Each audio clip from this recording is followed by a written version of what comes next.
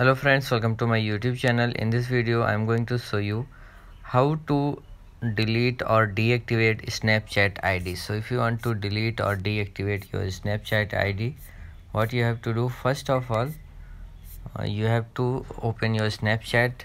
Okay, now in the corner left side of your screen you will see your profile pic. Just click on it and here you will see setting option, the right side of the top of the corner of your screen. Now here you have to just scroll down and here you will find delete your account in account actions.